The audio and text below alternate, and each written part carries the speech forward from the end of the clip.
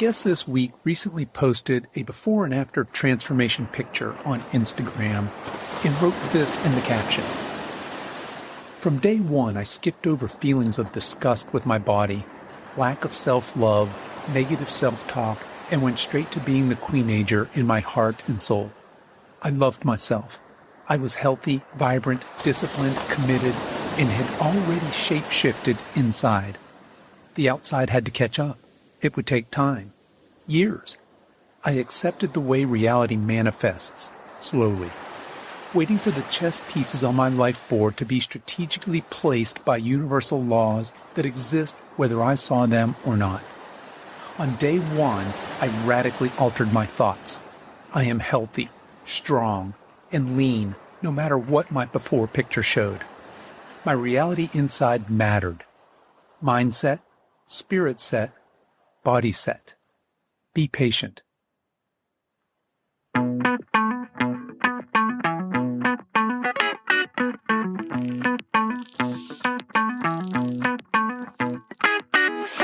Hello and welcome to the Over 50 Health and Wellness Show.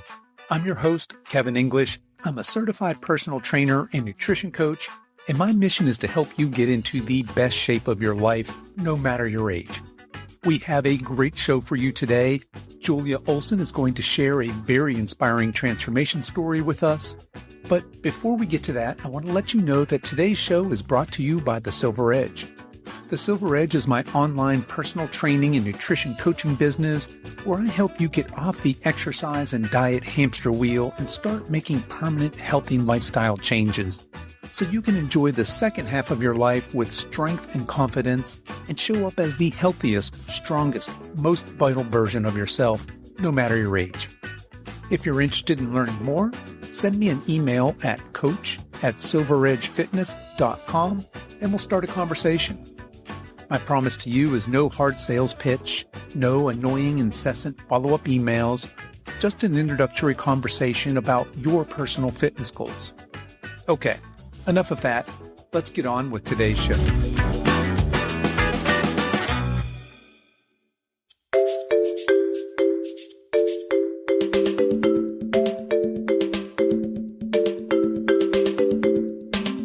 Attention Queen-agers and King-agers, Shapeshifters and Team Universe.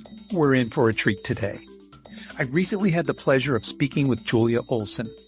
Julia is a 64-year-old childhood diabetic, double organ transplant and triple cardiac transplant survivor with an amazing transformation story. If you're a fan of how the human spirit and body can triumph over adversity, of how it's never too late to reinvent ourselves, then you're in for a real treat today. I started my conversation with Julia by asking her to talk to us about the first time she remembered being sick.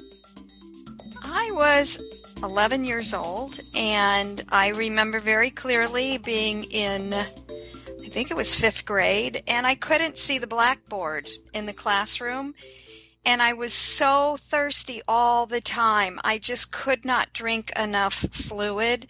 And my parents had a refrigerator downstairs that was packed with soda pop. And I would go down there and I would just drink orange soda after orange soda, which was loaded with sugar. And what was happening was I was an undiagnosed juvenile onset diabetic, type 1. And my kidneys were so overloaded with sugar and my blood was so overloaded with sugar. My body was the thirst was supposed to flush it out. That was what was the excessive thirst. And I had to pee every 15 minutes. And I think I went from 80 to 60 pounds. I just got really, really thin. I wasn't eating. I wasn't hungry. I was in a bad mood all the time. And my parents just said, we have to take you to the doctor. And that was in 1968. In 1968, diabetes was an old person's disease. Type 1 diabetes was rare. They've since done research that a serious life event in the life of a child can create an autoimmune response, which then attacks the pancreas and knocks it out, so it doesn't work anymore. And I had definitely a serious life event 2 years prior when my younger sister died of cancer. So we went to the doctor, found out I was diabetic, and I started to take insulin shots. And for the next, I would say 5 or 6 years into my teen years, I was very hard to control. The whole secret in diabetes is to keep blood sugar levels as even as possible, working with your exercise, expenditure, and also the food you eat. No matter what I did, I couldn't control my blood sugar. So by the time I was 28, my kidneys had started to fail, and I started going blind, and I had nerve damage in my hands and my feet, and also heart disease had started to develop in my late 20s. Wow. So it sounds like really early on. Would you have been, what, 10 or 11 then when this first was diagnosed? Is Yes. that about right? I was 11. And so if I'm not mistaken, that would have meant daily injections or even maybe, depending on the severity, multiple times a day. But back then, Kevin, in 1968, you just took one shot a day and hoped, and it was called long acting. So it was supposed to peak and then fall off in a 24-hour period. Well, it's really hard. Our pancreas squirts out insulin, the insulin hormone, whenever we eat to meet the blood sugar rise. So that was never meshing. That was never meeting. And so I ended up going on a short-acting and a long-acting. So I took long-acting insulin in the morning, and then after every meal, short-acting. So it was called a bolus, where it acted more like a regular pancreas. And then in the early 1980s, I started wearing an insulin pump, which put a subcutaneous needle under the skin, and you wore it all the time. And it dripped insulin into your system all the time, but you had to regulate it. It didn't do it on its own. It didn't read your blood sugar and then give you insulin. And what ended up happening was it was too much insulin in my system. And one of the things insulin does is it stores food as fat. And I really ballooned. My eating patterns weren't different. It was just too much insulin in my system, so I stopped wearing it. And I ended up taking shots again, and I took maybe 4 to 6 a day to get it as close as I could to the normal functioning of a pancreas. You eat something, before you eat something, you take a short-acting insulin, so the insulin efficacy meets the blood sugar that rises from the food. So a lot of challenges from very, very early on, obviously with the injections, and that's got to be uncomfortable, downright painful especially as a child. And talk to us a little bit, because obviously diabetes, like you had alluded to, has got a physical activity component and absolutely has a diet component. Talk to us a little bit about kind of those teenage years. What was it like diet-wise for you, and were you active during those years? Yes, I've always been active. I swam competitively as a child. I was a cheerleader. I ran track. I come from a very athletic, sports-oriented family. And, I think in my family there was some real trauma with the death of my sister. And as a result, my mom, God bless her, just kind of shut down emotionally. And when I got diabetes, once I got out of the hospital and they realized, okay, she's taking shots, she can figure this out, I was pretty much on my own. I realized very young I had to take care of myself. And I think even the eating was something I had to watch out for, because my mom didn't change her cooking. She still put sugar in desserts, and, it was just kind of like a denial thing. So I realized very young I was the one that had to take care of my health. I still was very active. I did a lot of hiking and mountain climbing and biking and rappelling, and just loved being outside, but I would have low blood sugar, insulin reactions that would just devastate me, because when your blood sugar's low, usually people can feel it, they're a little shaky and they just eat something, but when you're a diabetic, it keeps going lower until you can go into a coma and completely pass out. So that was a struggle. That was really hard to do. I also had to think about always taking my insulin wherever I went, have syringes all the time in my purse. The insulin had to be refrigerated. So it was just, there was ritual or pattern there of being diabetic. You always had to be aware of it.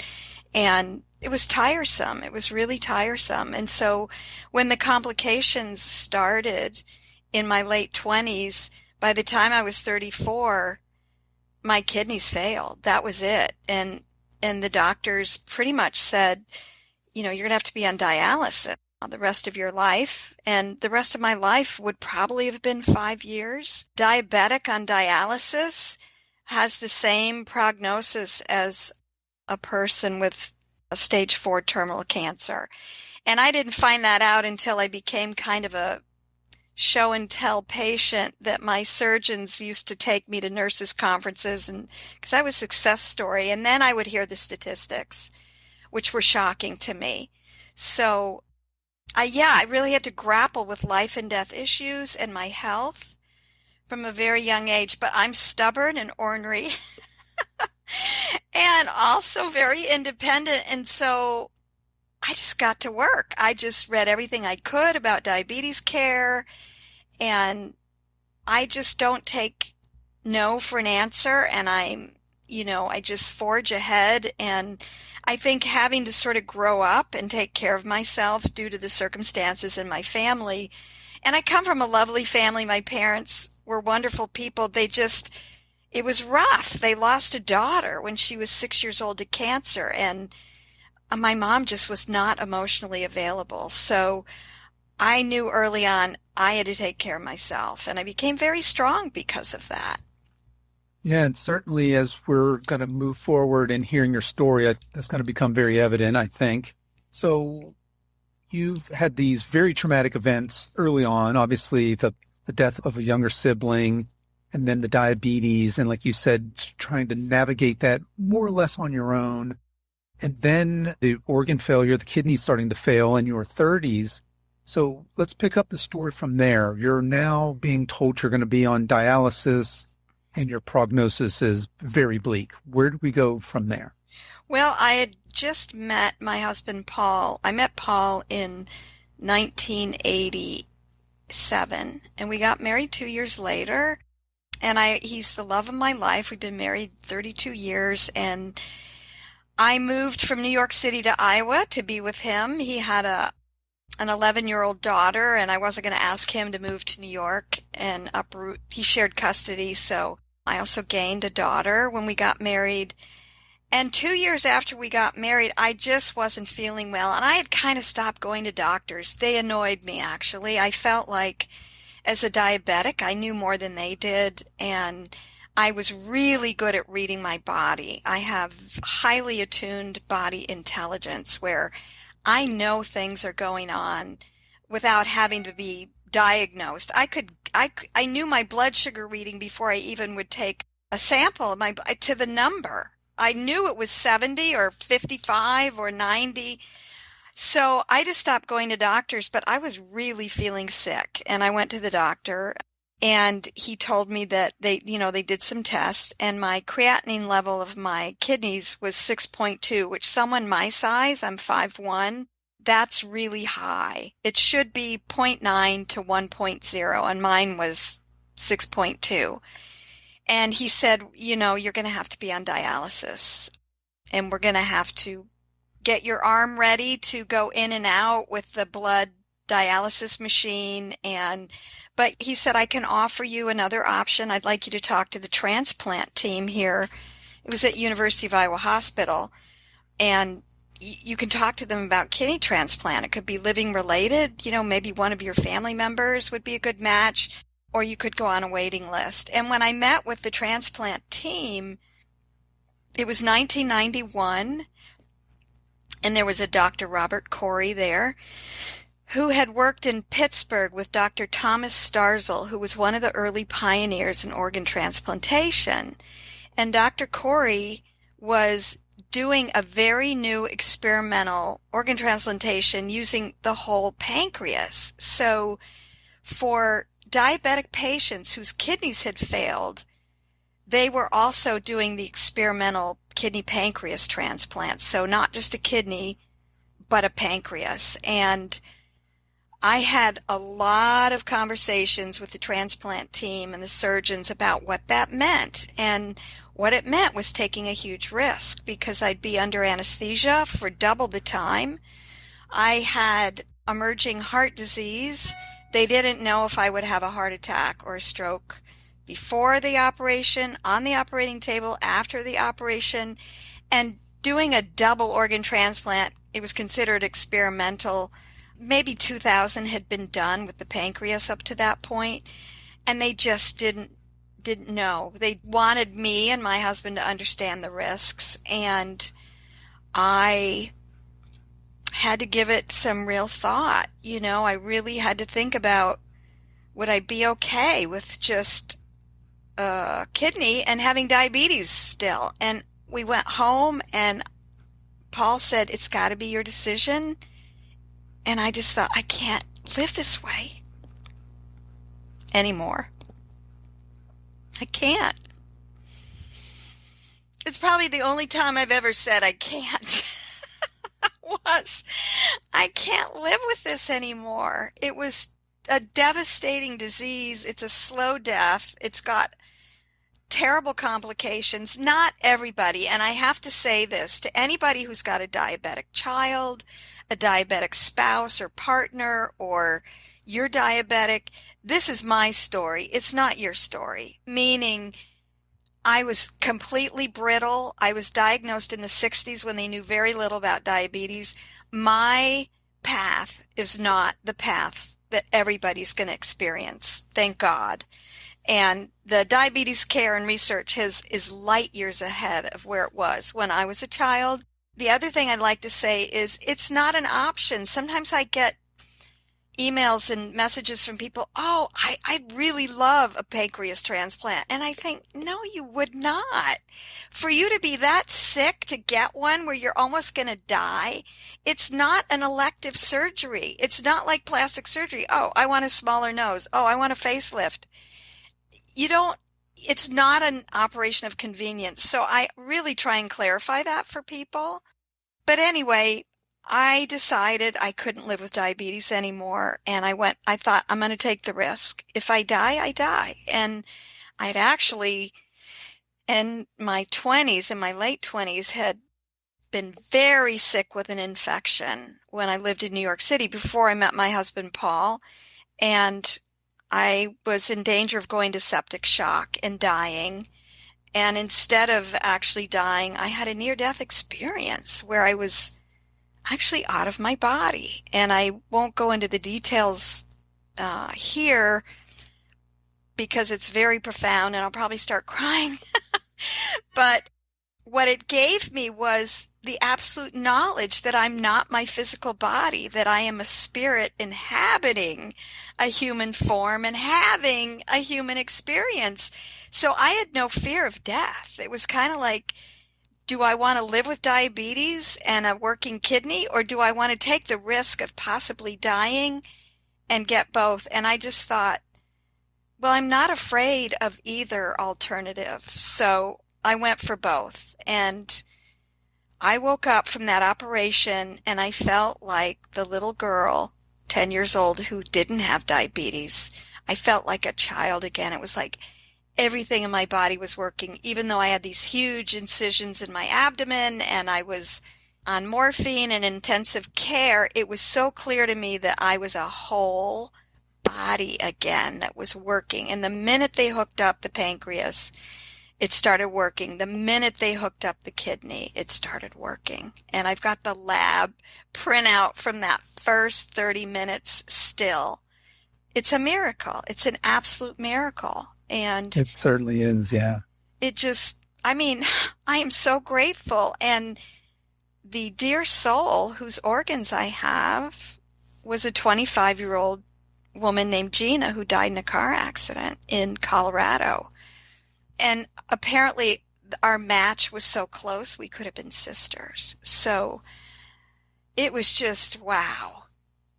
I mean, people ask me, what's your motivation to work out? It's like, I am so grateful to be alive. Yeah. That I can move my body. That I can get out of bed in the morning, let alone lift weights and run. And it's actually gratitude that that drives me. It just drives me. And my 30-year anniversary is coming up on July 27th, which is in a week. 30 years since the transplant. And it was really 2.5 years ago that I realized that. And I thought, I have to really honor this body. It's now or never. I'm out of time. I'm 62. And once I started and realized how my strength and how amazing I felt, I just never stopped. I just kept going. And now it's something I absolutely love to do. It's addicting. I'm sure you feel that way too, Kevin, right? I do. And that's actually how I found you. I found you on Instagram and just found your story to be very, very compelling. You've got a fantastic account there, very inspirational. As I started to dig in, then I found out a little bit more of your story. So you've been through so much, and then all of a sudden here in the 90s, you take this incredible risk. You do this experimental procedure with a double organ transplant. It's wildly successful. It almost seems like it's meant to be. You say the donor could have been sisters. And you have this new lease on life. You feel better immediately. You said even in the emergency room or in the recovery room. And as you're coming up on this 30-year anniversary of that, a couple of years ago, you said, right, you decided, I want to get in shape. I want to honor what's been given to me, right? Yes. And just for our listeners, if they're not familiar, if you're not familiar with Julia, she's in fantastic shape. We're going to get to that part here in a minute. The story's been a bit of a downer so far, but we're getting ready to take a swing. It has been a bit of a swing downer. Upwards here, I promise. So what was your state of health a couple of years ago when you made this decision? What were you like then?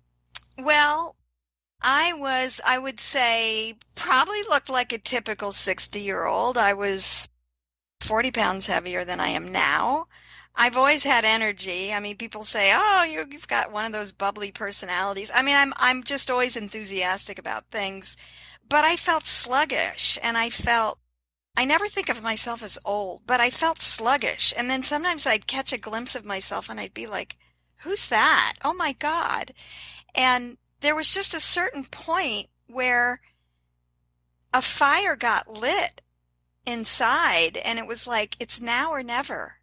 And I've always loved exercise, but things always got in the way. Life took over. I mean, my husband and I have lived all over the world. We've lived in Saudi Arabia and Mexico and Italy, and we've traveled a lot. And I have a very, adventuresome life.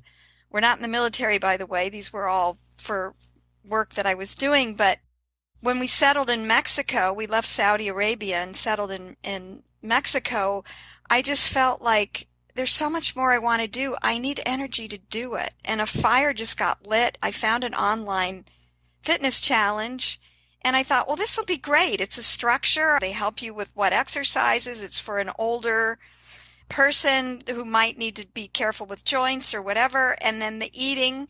I've always been a really healthy eater, but I was an unconscious eater, meaning I just ate what I felt like, but I didn't eat processed food. I didn't eat a lot of wheat. I didn't eat a lot of dairy. I stayed away from sugar. I don't drink alcohol. I mean, I ate clean, but I didn't really pay attention to portion sizes. And so I dialed that in and started lifting weights. And within 3 months, I won the fitness challenge. And there was also an online community of like-minded people. And I have to say that is such a gift and is so helpful to have.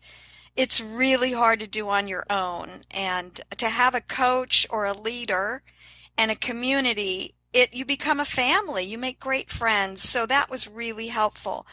But after 4 months, it stalled. And it took me 3 months to lose 10 or 15 pounds. It took me a long time.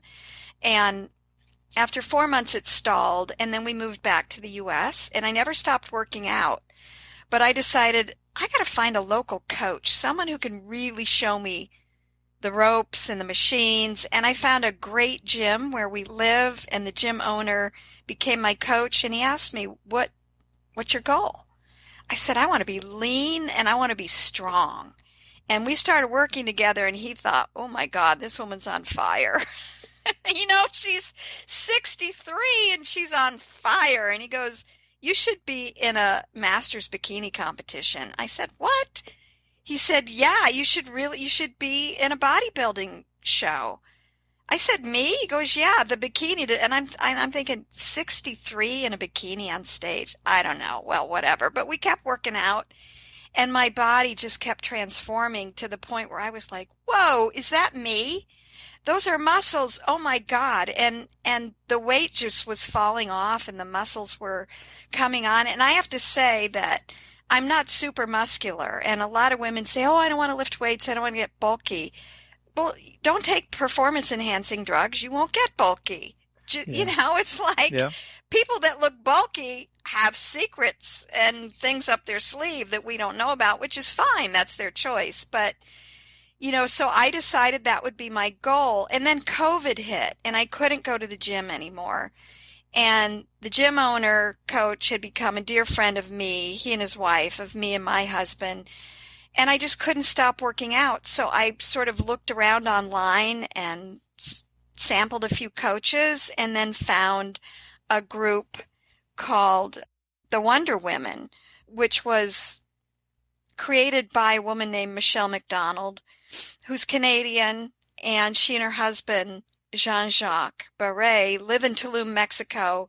They've got a gym there. She creates challenges and takes people on, and her whole mission in life is to revolutionize women's health, older women especially, including her mother, Joan McDonald. If you don't know her on Instagram, that's Train with certainly do. Everybody should be following her. She's an amazing person. Yes, she is. Yeah. Train with Joan and her daughter, your healthy hedonista. But anyway, I worked with one of her coaches for a couple of months, and then there was a little bit of a change. And Michelle said, well, I'll take you on for a week. And I learned so much with her in that week. I begged her to take me on as a full-time, like, would she be my coach rather than the Wonder Women, which is a lifestyle program. It's not necessarily getting women ready for competitions. It's getting them ready for real life and getting fit, learning how to exercise, mindset. It's a fabulous program. So she said, well, okay. And she told me what she could offer. I could become an athlete with the Tulum Strength Club, which is what she and her husband founded and run. But if I did that, I'd have to choose a show. And she wanted the date of the show by the following Monday. She was not messing around. And so that's right. I went online and it was like, okay, there's one in Florida and there's one a week later in Charleston, South Carolina. I'll do those. And so we started in January, and I've worked with her, and I'm still working with her because now the shows are over. We're reversing out of the extreme calorie deficit and we're trying to build muscle. So next year when I start the cut phase, I'll look better than I did this year. So it's just an ongoing journey of discovery, and fitness has so much nuance to it and so much plus element. You never get to the bottom of it. It's not like weight loss. Oh, I lost 30 pounds. Yay. And then what? Or you try and lose weight for an event and the event comes and goes. Then what? So in a way, to me, fitness is a journey of self-discovery. You get in deep with yourself. Like, what are these feelings you've carried around since you were a child? That you're unworthy, that you're selfish, that you're not attractive. It uncovers all that and you push through it. And by gosh, by the time you get going and see results, there's no turning back. It's addicting. It's because it feels so good, you know? It just, I do know. Yeah. Total transformation. Yeah. I think that a lot of the times that a lot of people will start something like a fitness program and get discouraged somewhere in those first couple of months and let it tail off. But you're right. If you stick around long enough that you can see these results, literally see results happening and feel these results, that part is very motivating and addicting, right? If you can get through to that part where you start to really feel good, you start noticing changes, other people start noticing changes in you, that's a very motivating place to be. Now, I just wanted to back up for 1 minute. You had mentioned that you trained, you did a bodybuilding show.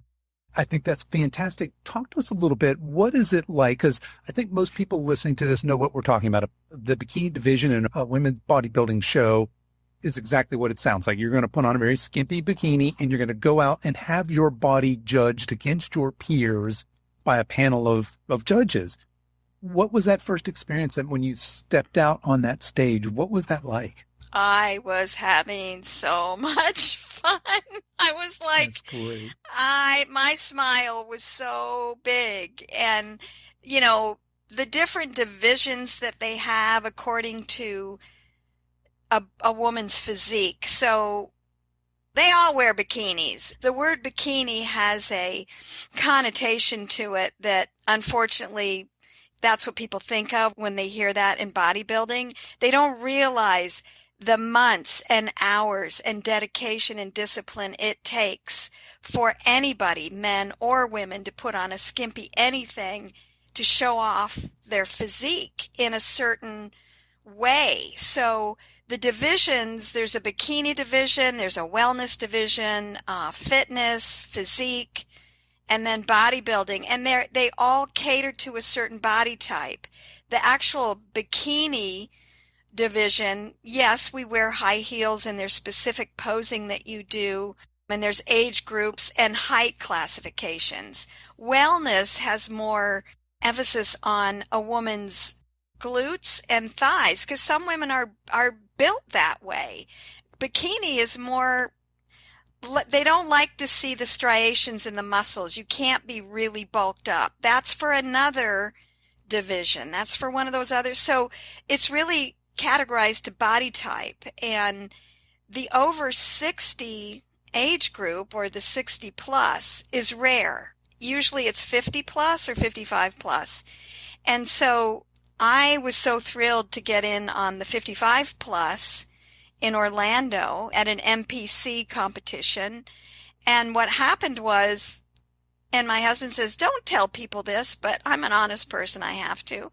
I was the only competitor in the 55 plus, so I won first place. That's right. And I thought, well, I'm the one that showed up. I did the work. There's nobody else in my age group here, so I am a first place winner. And then You certainly are. Yeah. it was fantastic. And the following weekend, I was in Charleston in a 60 plus bikini competition. And I met two of the most wonderful women. One was 60, one was 62. I was like, they were amazing. We became great friends backstage. And we got on stage and I placed third, i.e. last. And I just didn't care. I felt like I won because I was on stage with them. And we were in our 60s showing people this is what you can do with your body. So for me, it was never about winning, getting a medal, getting a pro card or a statue. It was about meeting people and sharing the joy I have for life and showing people no matter what, you can get fit. Any age, any condition, if I can do it, you can do it. And the challenges I've had in my life with facing triple cardiac bypass surgery and the double organ transplant, I actually was exposed to women that had had both of those things. And I looked at them and I thought, well, wow, if she can do it, I can do it. So I feel like it's like Roger Bannister breaking the 4-minute mile. Once he did that, athletes everywhere were like, whoa, it can be done. And what's more fulfilling than being able to inspire and give hope to another human being? And as humans, we're built that way. You come upon an accident, everybody galvanizes. Let's help this person. You know, it's kind of like that's how we're made. And I feel that I'm fulfilling a purpose, not just getting fit for myself, but inspiring other people. And that's just terribly fulfilling for me. I will say, speaking for my audience, it's very fulfilling for the rest of us as well. You certainly are fulfilling your purpose. It comes across in your communication and your passion and what you're doing. And it's very inspiring. So thank you, Kevin. I appreciate you're welcome. that. That's a fantastic story. And I love those stories of course, never too late to start kind of thing, right? And certainly you embody all of that.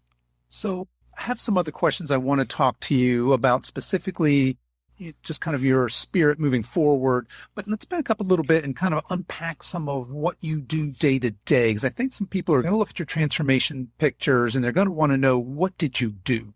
Now, we talked a little bit about diet, and of course, having been a diabetic, you'd been very cautious and careful about a diet all your life. But you briefly mentioned, you're coming out of this show, you're working now in your bulk phase, your muscle gaining phase, and you talked about, well, I need to put on some muscle before I cut. Just briefly talk about what that looks like, building and cutting, because not everybody listening may know that. And talk to us about what you eat these days, what your diet looks like. Yeah. So when I first started working with my coach, Michelle, in January, I was maintaining a certain weight because we weren't going to start cutting. And it was, we weren't really building, we were just maintaining. And I was maybe around I was 116 pounds then, and then got down to 109. And then when we started cutting, I got all the way down to 98.3 on stage. And I'm actually about 100 pounds, 99 pounds now. And people freak out a little bit. You're too skinny. And what happens is that's your stage weight. That's the weight you are in the competition. Nobody stays there. It's not healthy. But what we did was she would tailor my macros, meaning how much carbs, how much protein, how much fat, spread over a day, broken down into 5 meals. Every 2 or 3 hours I'd be eating. Those would keep going down because we were trying to shed the fat, just really shred everything. And I was working out usually an hour and a half to 2 hours a day, and also doing cardio, which went up towards the end, the couple of weeks before the competition, 60 minutes a day. I would run 60 minutes a day in addition to an hour and a half or 2 hours of the gym. Okay, so I know for most people, they're like, no way, absolutely no way. Am I going to do that? Can I do that?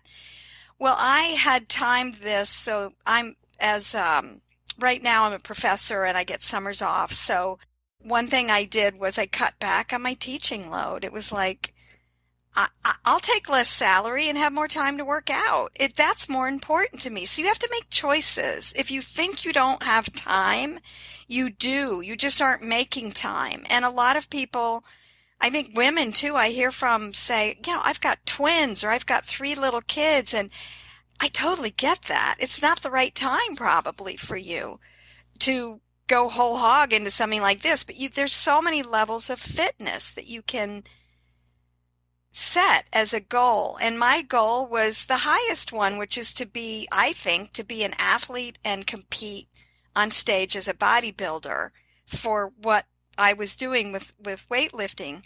So it was intense. It was hard work, hours every day, but I loved it. And people would say, well, don't you ever feel like not working out? And no. In fact, when I had rest days, it was hard not to work out, So then we did the shows, and it was such a great experience. And now what we're doing is we're adding food back into my daily macro plan. Calories are going up, and I'm still working out just as hard, but maybe a little less time in the gym, maybe an hour and a half to an hour. And cardio has gone down to 20 minutes 3 times a week. So completely different. And that's going to keep changing as my coach looks at my body metrics, like what's happening, what do we need to adjust?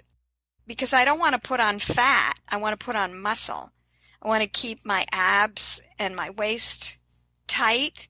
So it's a combination of scientific data being looked at by an expert who knows my body and says, okay, well, let's do this and now do this. And so people say, well, what are your macros? How many calories are you eating a day? It's like, sweetheart, that's not going to help you.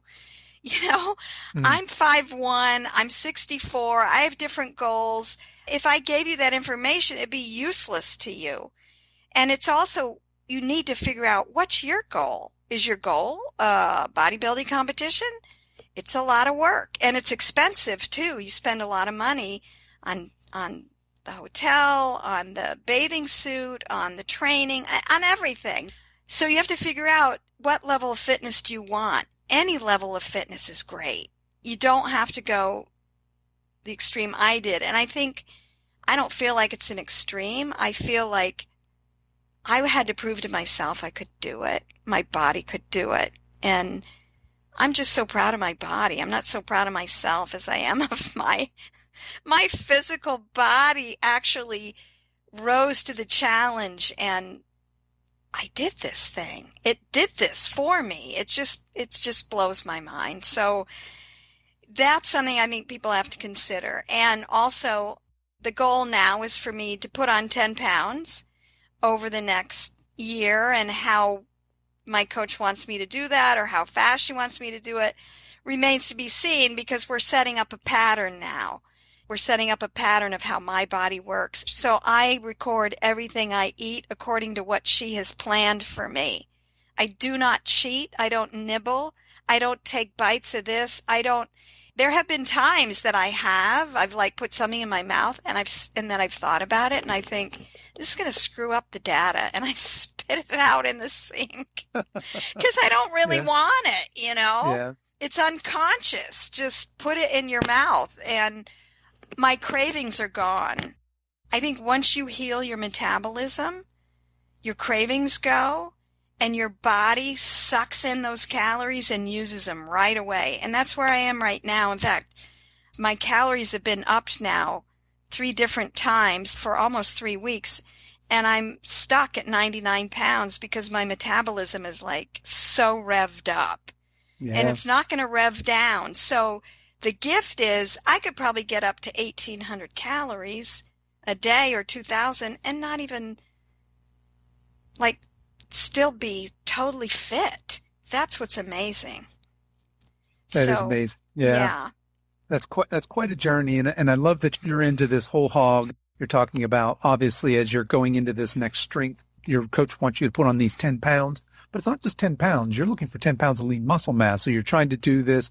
You had said it's kind of almost like a science, and it is. It's somewhere between a science and an art of trying to figure out how many calories do we put in you and what macro splits do we use, and how do we have to factor in, of course, your energy out, your exercise, and how do we make all of that work so that we add muscle to you, but not fat, right? Exactly. So that we get you ready for this next show. That's fantastic. It is. That you're doing that and so passionate about it. Yeah. So you work out obviously a lot, and I think people might be a little bit surprised when they hear, holy moly, you went from basically not working out to you ended up there in that final show prep where it's an hour and a half, 2 hours a day, and then you got another hour of cardio on top of that.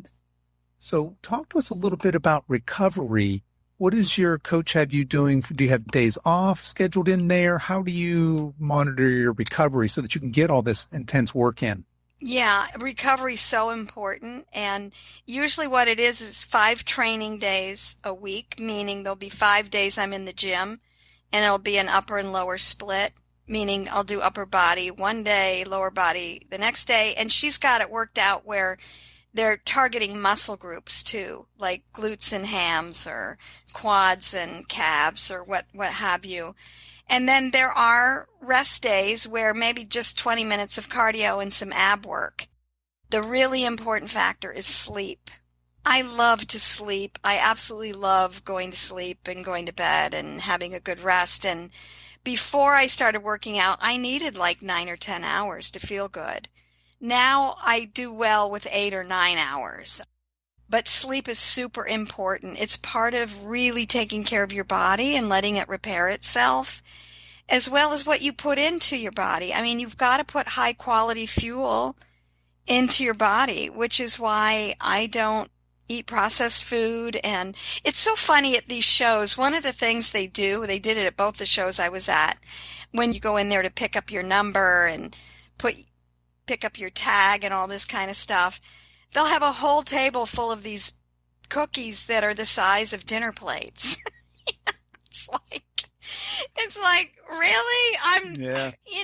I wasn't tempted at all, but people take those. And then as soon as the show is over, all you hear is the ripping open of those cookies and, I'm going to go have beer and pizza and la, la, la. And everyone kept asking me, well, what's your first meal going to be? Because you've prepped now for months and months and months. You've been so good.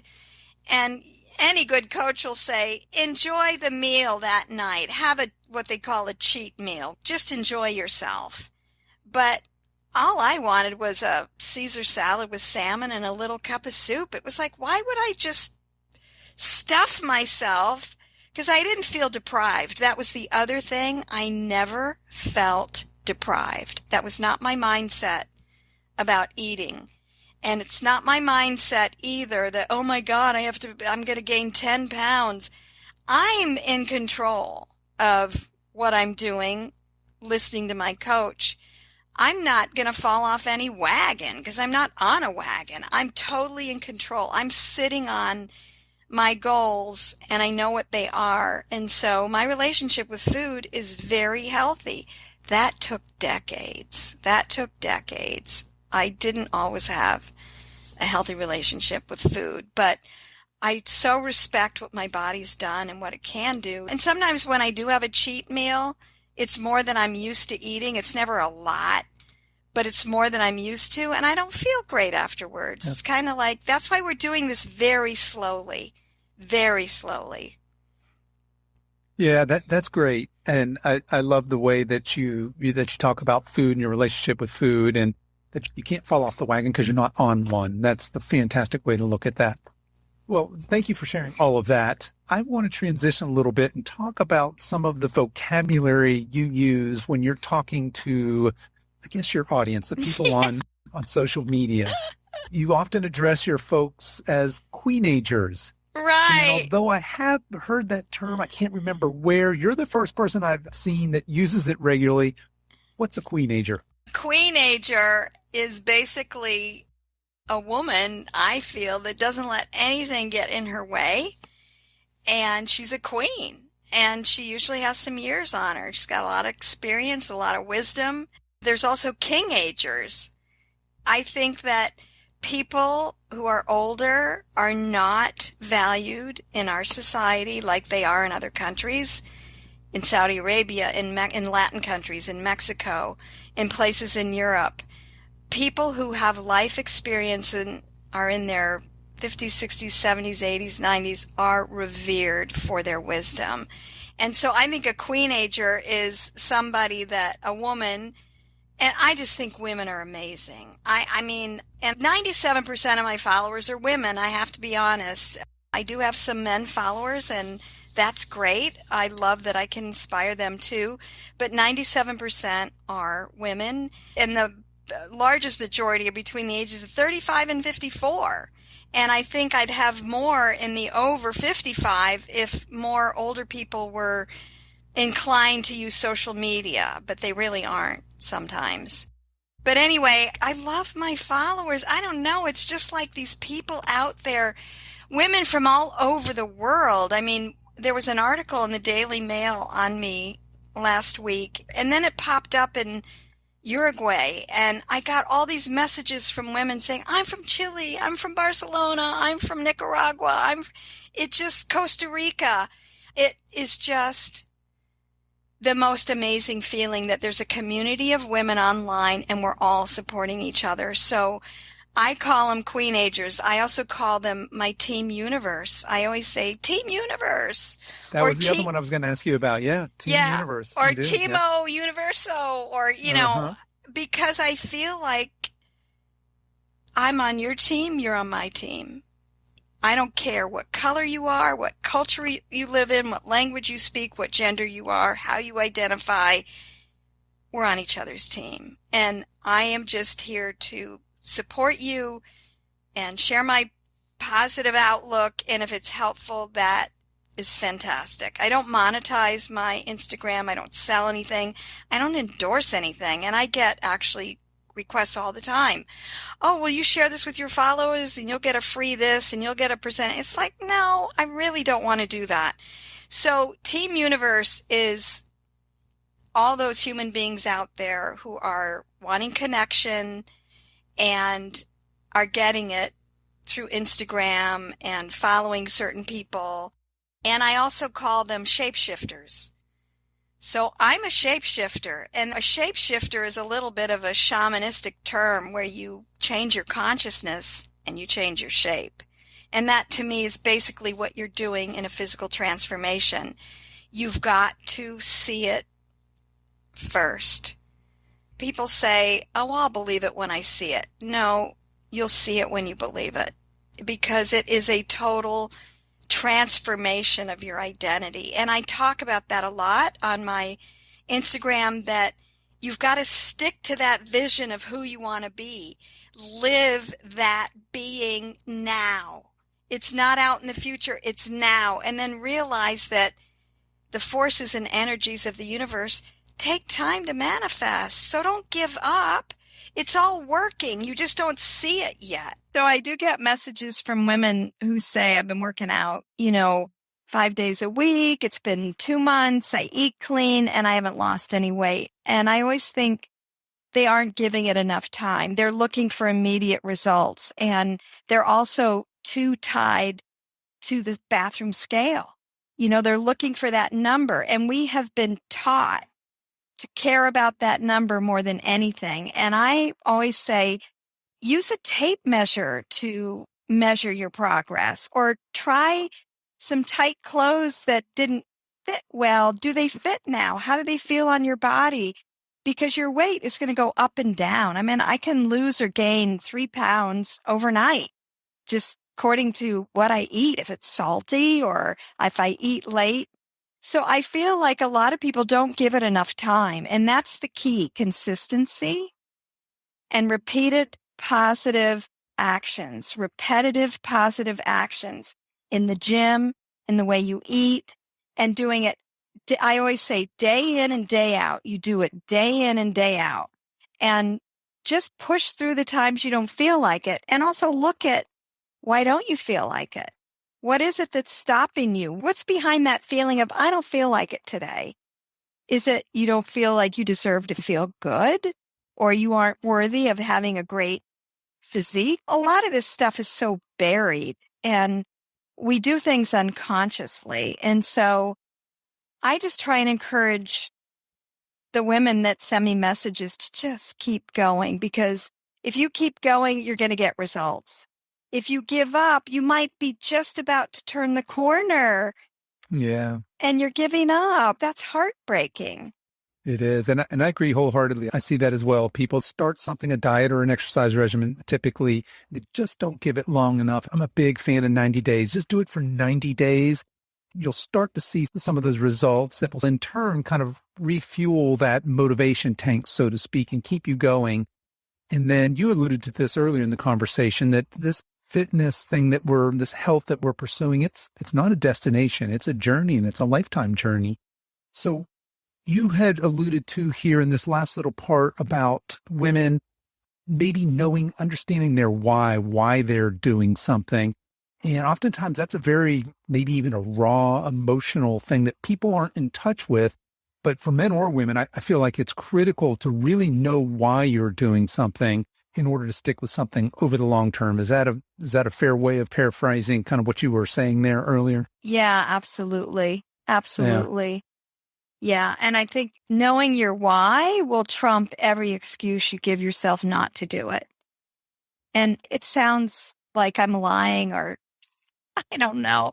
I just never I don't wake up in the morning ever feeling like I don't want to do it. I go to bed at night and I check what's my workout tomorrow. And I can't wait to get out of bed at 6 or 6:30, have my coffee, get my pre-workout meal in, and go to the gym. And I don't know. It's just become a rhythm that gives me so much positive biofeedback that I'll never give it up.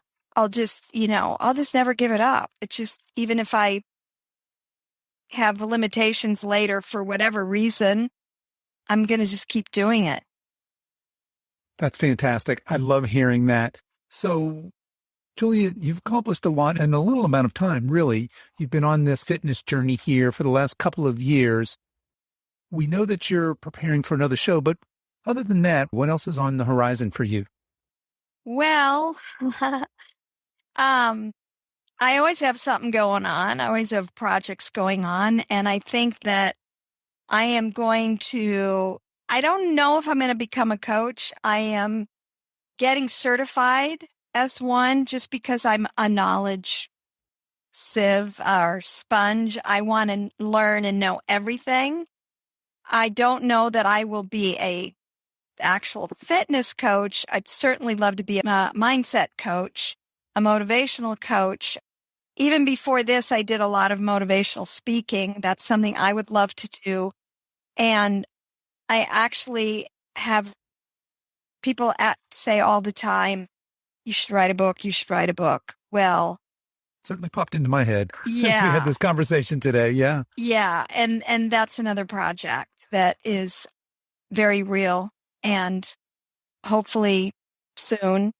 It's just, yeah. So I don't like to say too much about projects that are in process, but it's really, I'm changing. And I'm also an artist and an accomplished illustrator, actually. And I do my work under a different name. And I've used Julia just for a little bit of anonymity in terms of what I've accomplished. But, I just find that I have to do what I care about. And fitness is something I care about, and motivating other people I care about. So I think in the next year, there'll be some changes in the direction that I go and what I can offer people in terms of their own fitness journey. And I'm super excited about that. I'm just not sure what form it will take yet.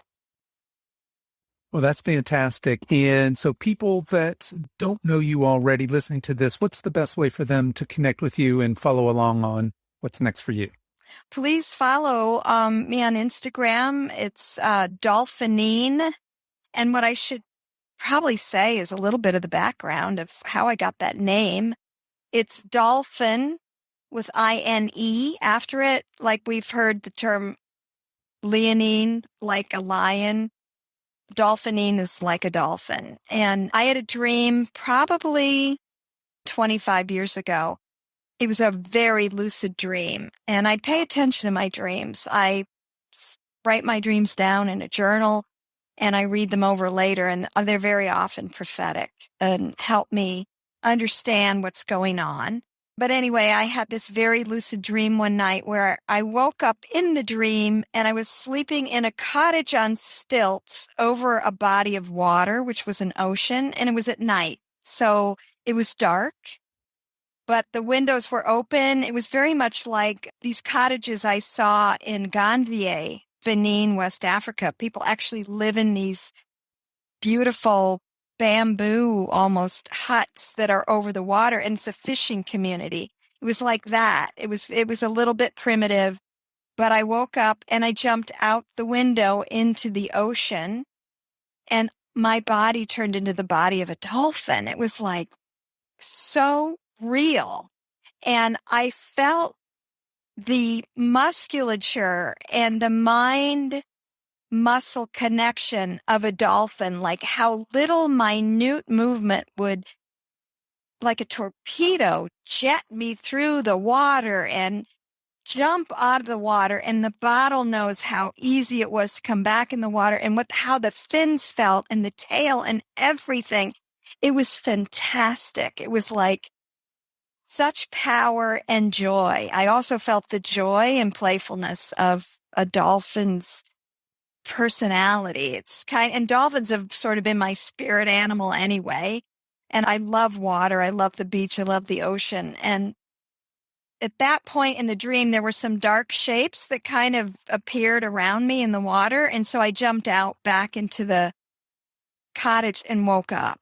And it was just so real. I honestly have no doubt that's what it must be to feel like your form is that of a dolphin. And I thought about my fitness journey and how it brings me that joy and it brings me that mind muscle connection and that feeling that I can just do this and this happens. And that whole connection really comes through. And The other thing that happened in my 40s that, I am a very visual person and I get a lot of visual things. Sometimes I close my eyes. It's like watching a movie, and it's not a movie I'm playing. It's just images that come, and I'm watching and observing them and finding them interesting. And I remember in my 40s carrying around a mini movie of me when I was 60 years old. Because when I was in my 40s, I was struggling a little bit with my weight. I was able to drop 25 pounds, and then it came right back on because we moved to San Francisco, and there's great restaurants there, and my job, and blah, blah, blah. You know how life happens. But it was during that time I gained the weight back. I saw this mini movie inside of myself, and I was 60 years old, 20 years ahead, and I was exactly like I am now. Except I had silver hair, and my hair's not silver yet.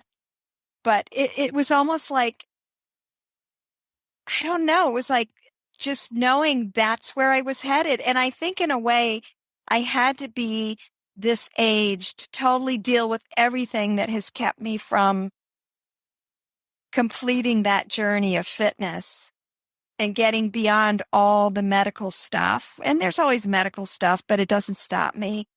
But I just think that was a very prophetic thing too, that this is who you're going to be when you're in your 60s.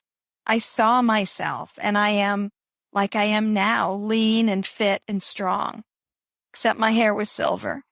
It's not silver yet.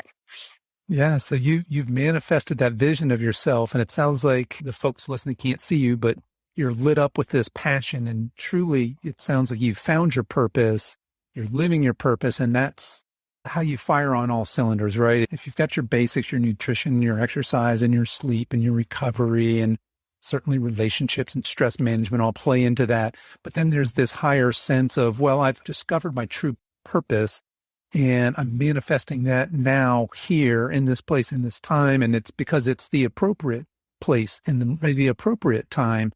I feel like that's where you are now.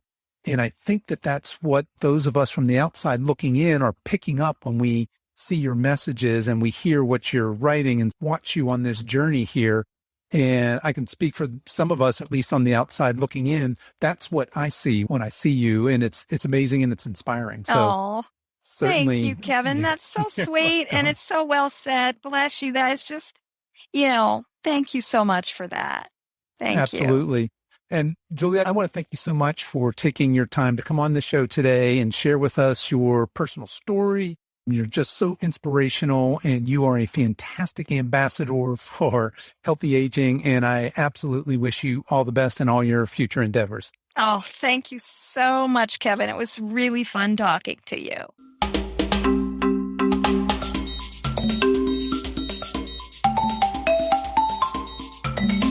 Okay, folks, that's our show for this week. All of the links to the resources we discuss in this episode and more can be found at silveredgefitness.com/episode 69. Now, this is normally the part of the show where I beg you to give me a 5-star review on whatever platform you're listening on. But today I have a different ask. What I'd really love is if you would share this podcast with a friend. I'm sure that you have a friend or a relative that loves a good transformation story and could use some inspiration. Most podcast platforms have a share button, or you could just send them to silveredgefitness.com/episode 69. I want to thank you so much for listening to this episode, and until next time, stay strong.